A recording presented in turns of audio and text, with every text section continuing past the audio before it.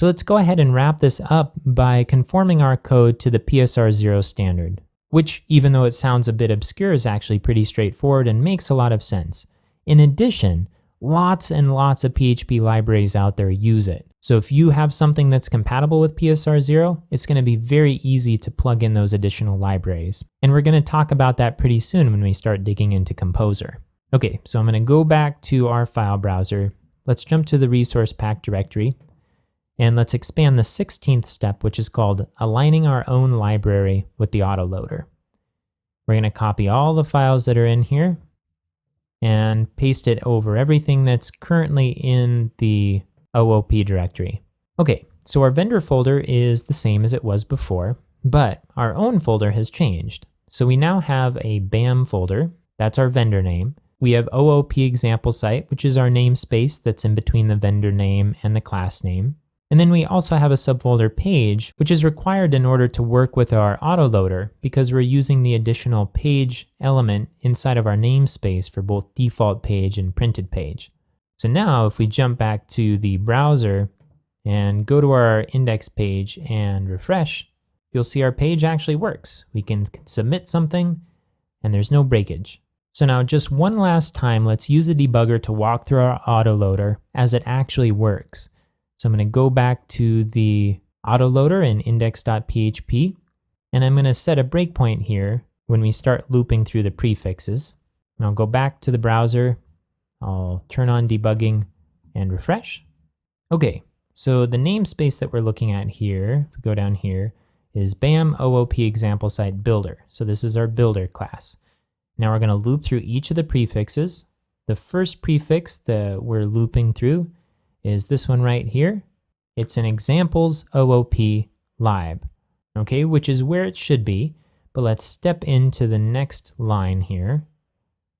And it's built up the file name, so the full file name, if we look at it, is OOP lib bam OOP example site builder.php. So if we go back to our file browser, we'll see it, lib bam OOP example site builder.php. So if we go back to the code and we step in one more, we'll see that the file exists, it passes that, and so it's going to include it. Cool. All right, so let's step in one more time.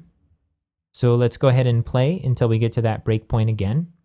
So this time, the namespace that we're looking at is OOP example site contact us controller. So it's going to loop through the prefixes again one more time. Let's go ahead and step in one more time. It looks like that file exists, so it's going to include it. All right, so I'm going to go ahead and play one more time to go back to the breakpoint. Next time it's looking for default page, and it's going to find that just fine. So let's play through it until we get to the third party one. This one is for our page class. Let's play again, come back to the breakpoint. And then we have our form class. We'll play again, go back to the breakpoint. And now we have our third-party utilities validator. So the first prefix that it's going to look for is inside of our folder. So if we step in here, just watch that yellow arrow. It's going to check to see if the file exists, and it's not. So it's going to loop through again to the next prefix. This next prefix, if we look at it, is lib vendor third-party lib. You can see it in the yellow box there.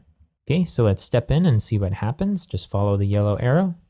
Oh, the file existed. Cool, so it's going to include it.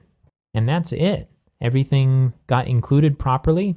And now, and this is kind of a big thing, our code as it's structured the way it is in our folder can now be used with other projects that are PSR-0 compatible.